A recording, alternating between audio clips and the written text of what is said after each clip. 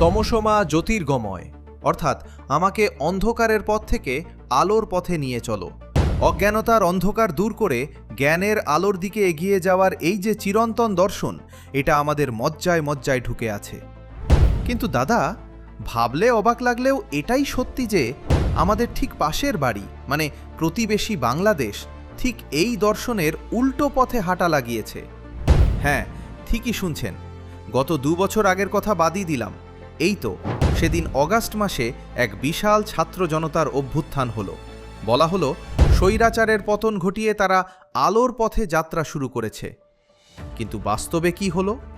সেই আলোর পথ থেকে তারা শটান গিয়ে পড়ল এমন এক ঘুটঘুটে অন্ধকারে, যেখান থেকে বেরোনোর রাস্তা তারা নিজেরাই এখন আর খুঁজে পাচ্ছে না। কলকাতার লোকালয়ে বসে আমরা যারা খবরের কাগজ পড়ি বা টিভি দেখি, তারা একটা জিনিস খুব স্পষ্ট বুঝতে পারছি। নির্বাচিত সরকারকে সরিয়ে দিয়ে মৌলবাদকে আপন করে নেওয়ার পর থেকেই বাংলাদেশের হাওয়া ঘুরে গেছে। ভারতকে দূর ছাই করে দূরে ঠেলে দেওয়া হচ্ছে, আর পাকিস্তানকে ভাই ভাই বলে বুকে টেনে নেওয়ার একটা প্রকাশ্য প্রবণতা শুরু হয়েছে। জামায়াত এবং অন্যান্য মৌলবাদী শক্তিগুলো এখন ফ্রন্ট ফুটে। কিন্তু ওই যে কথায় বলে না, পাপ বাপকেও ছাড়ে না। গত 2 বছরের পুঞ্জীভূত পাপ আর গত কয়েক মাসের রাজনৈতিক অস্থিরতা সব মিলিয়ে বাংলাদেশের সাধারণ মানুষের এখন রীতিমতো কাল ঘাম ছুটছে। কারণ পাকিস্তানপন্থী এই অন্ধকারকে আপন করতে গিয়ে আক্ষরিক অর্থেই পুরো বাংলাদেশ এখন অন্ধকারে ডুবে গেছে। কলকাতায় গরমের দিনে আধ ঘন্টা কারেন্ট গেলে আমাদের প্রাণ আইঢাই করে। কাস্টমার কেয়ারে ফোন করে আমরা তুলকালাম করি। আর একটু ভেবে দেখুন, খোদ বাংলাদেশে এখন দিনে ঘন্টার পর ঘন্টা কারেন্ট থাকছে না। রাজধানী ঢাকা শহরের বুকে দিনে 8 থেকে 10 ঘন্টা লোডশেডিং। কোনো বিদ্যুৎ উৎপাদনের ইনফ্রাস্ট্রাকচার বা পরিকাঠামোই যেন আর কাজ করছে না। শুধু ঢাকা কেন, রাজশাহী, খুলনা, ময়মনসিংহ, বরিশাল, রংপুর বা সিলেট, যেদিকেই তাকাবেন মানুষের নাবিশ্বাস উঠে গেছে। গ্রাম আর মফস্বলের কথা তো ছেড়েই দিন, সেখানে বিদ্যুৎ ছাড়া থাকাই এখন নিউ নর্মাল বা নতুন স্বাভাবিক ঘটনা হয়ে দাঁড়িয়েছে। মানুষ চরম বিরক্ত হয়ে নীলফামারী, সৈয়দপুর বা কুষ্টিয়ার মতো জায়গায় সরাসরি বিদ্যুৎ কেন্দ্রে হামলা চালাচ্ছে, ভাঙচুর করছে, আগুন জ্বালিয়ে দিচ্ছে। পরিস্থিতি এমন জায়গায় পৌঁছেছে যে বিদ্যুৎ কর্মীরা রীতিমতো ভয় পেয়ে সরকারের কাছে প্রাণ ভিক্ষা চাইছেন, আমাদের বাঁচান, আমাদের নিরাপত্তা দিন। খোদ ঢাকা শহরে লোডশেডিংয়ের যেন সার্জিক্যাল স্ট্রাইক চলছে। কিন্তু সমস্যাটা শুধু রাতে ঘুম না হওয়া বা গরমে কষ্ট পাওয়ার মধ্যে আটকে নেই। আসল বিপদটা কোথায় জানেন? আসল বিপদটা ঘাপটি মেরে বসে আছে বাংলাদেশের অর্থনীতির মেরুদণ্ডে। বাংলাদেশের অর্থনীতির লাইফলাইন কি? একটাই, তাদের টেক্সটাইল বা পোশাক শিল্প। সারা বিশ্বে তাদের তৈরি জামাকাপড় রপ্তানি হয়। কিন্তু বিদ্যুতের অভাবে এই হাজার হাজার কারখানা, বড় বড় মেশিনপত্র সব অচল হয়ে পড়ে আছে। শেখ হাসিনা দেশ ছাড়ার পর থেকে এমনিতেই একটা অচল অবস্থা চলছিল। বিদেশি বায়াররা অর্ডার বাতিল করছিল, তার উপর এই বিদ্যুতের আকাল। কোম্পানিগুলো ধুঁকছে, বহু শ্রমিকের বেতন বকেয়া পড়ে আছে, ছাঁটাই চলছে দেদার। পোশাক শিল্পে আক্ষরিক অর্থেই তালাঝোলার উপক্রম হয়েছে। আর সরকার কি করছে? নতুন সরকার বা প্রশাসনের তরফ থেকে ফতোয়া জারি করা হয়েছে। রাজধানী ঢাকায় রাত 8টার পর সমস্ত শপিং মল, দোকানপাট, বাজার সব বন্ধ করে দিতে হবে। সন্ধে 7টার পর রাস্তায় বড় বড় বিলবোর্ড বা গ্লো সাইনে কোনো আলো জ্বালানো যাবে না। এমনকি সূর্য ডোবার পর কোনো মেলা, উৎসব বা বড় অনুষ্ঠান করা যাবে না। মানে আপনার বাড়ির ছেলেমেয়ের বিয়ে, সেটা দিনের বেলায় সেরে ফেলতে হবে। আলোর ব্যবহার যত কমানো যায়। সন্ধ্যের পর জাস্ট নৈব চ। বিদ্যুৎমন্ত্রী ইকবাল হাসান মাহমুদ সোজা সপ্তাহ হাত তুলে নিয়েছেন, পরিষ্কার বলে দিয়েছেন, আমাদের হাতে কোনো ম্যাজিক দণ্ড নেই।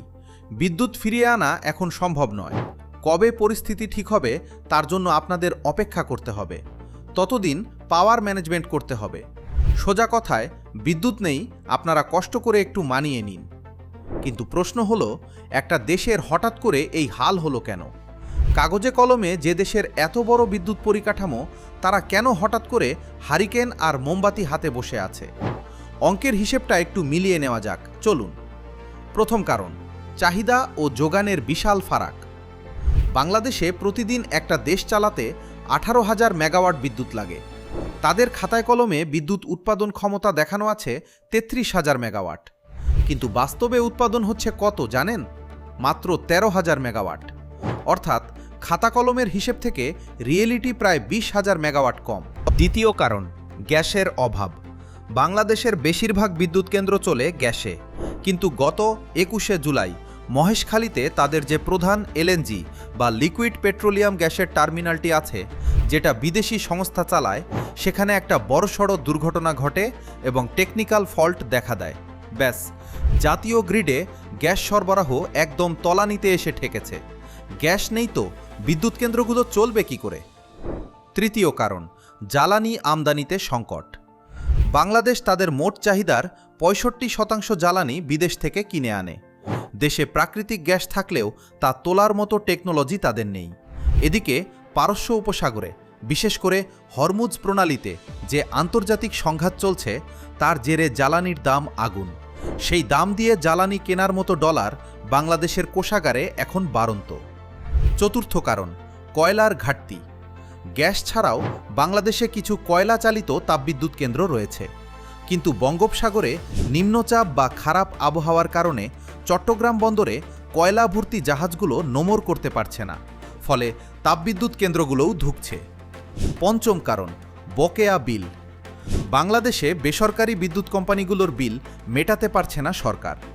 আগের সরকারের আমল থেকেই অর্থনীতি ধসে গেছে, আর ইউনূস সরকার এসেও সেই ধাক্কা সামলাতে পারছে না। টাকা না পেলে বেসরকারি সংস্থাগুলো কেন বিদ্যুৎ দেবে? ষষ্ঠ কারণ, গরমের প্রকোপ। এবছর গরম এতটাই বেশি যে ফ্যান এসি চলার কারণে বিদ্যুতের চাহিদা স্বাভাবিকের চেয়ে কয়েক গুণ বেড়ে গেছে। এবং সপ্তম বা আসল টুইস্ট, জিওপলিটিক্যাল ইগো। রাজনীতি আর ভারত বিরোধিতার ইগো দেখাতে গিয়ে বাংলাদেশ বড় একটা ভুল করে বসেছে। ভারত থেকে যে বিদ্যুৎ তারা আমদানি করত, বিশেষ করে আদানি বা অন্যান্য সংস্থার মাধ্যমে, ভারত বিরোধী সেন্টিমেন্ট কাজে লাগাতে গিয়ে সেই চুক্তিগুলো নিয়ে তারা জল ঘোলা শুরু করেছে। ভারতের ওপর নির্ভরশীলতা কমানোর নামে তারা বিদ্যুৎ আমদানি কমিয়ে দিয়েছে।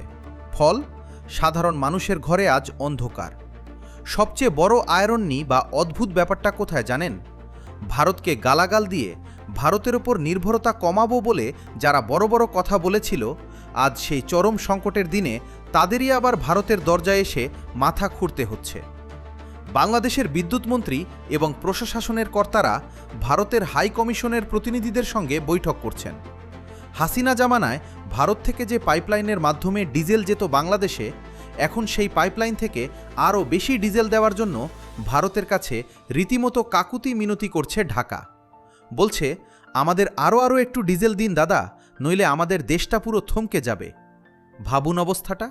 যেই ভারতের বিরুদ্ধে কথা বলে দেশে হাততালি কুড়োচ্ছে বর্তমান সরকার, সেই ভারতের সাহায্য ছাড়া তাদের দেশের একটা আলোও জ্বলছে না, ইন্টারনেটও চলছে না। এদিকে প্রশাসনের কর্তারা, প্রধান উপদেষ্টা বা তার প্রতিনিধিরা চীন ঘুরে এসেছেন, মালয়েশিয়া ঘুরে এসেছেন, কিন্তু কেউ কিচ্ছু সাহায্য করেনি। সবাই শর্ত চাপাচ্ছে আর হাসিনাকে নিয়ে নানা টালবাহানা করছে। দুই প্রতিবেশীর মধ্যে ঝগড়া থাকতেই পারে, রাজনীতি থাকতে পারে, কিন্তু শত্রুতা করে তো আর দেশ চালানো যায় না। পাকিস্তানকে বড় ভাই বানিয়ে লাভটা কি হলো? আজকের দিনে বাংলাদেশের অর্থনীতি যে খাদের কিনারে দাঁড়িয়ে আছে, সেখানে ভারতকে বাদ দিয়ে এক পাও এগোনো যে সম্ভব নয়, সেটা হারে হারে টের পাচ্ছে ওপার বাংলা। আলো জ্বললে ইন্টারনেট আসবে, আর ইন্টারনেট এলে হয়তো সেই সোশ্যাল মিডিয়াতেই আবার ভারতকে গালি দেওয়া হবে। কিন্তু বাস্তব এটাই যে ক্রুশ তারা নিজেরা তৈরি করেছে, সেই ক্রুশ এখন তাদের নিজেদেরই বইতে হবে। দাদা, জিওপলিটিক্সের অঙ্কটা বড়ই নির্মম।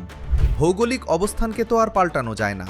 আপনার প্রতিবেশী কে হবে সেটা আপনি নিজে ঠিক করতে পারেন না।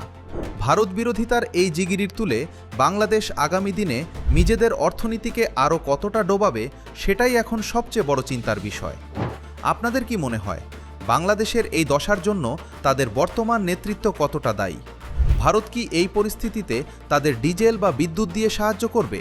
কমেন্ট বক্সে আপনাদের মতামত অবশ্যই জানান। আজকের আলোচনা এই পর্যন্তই।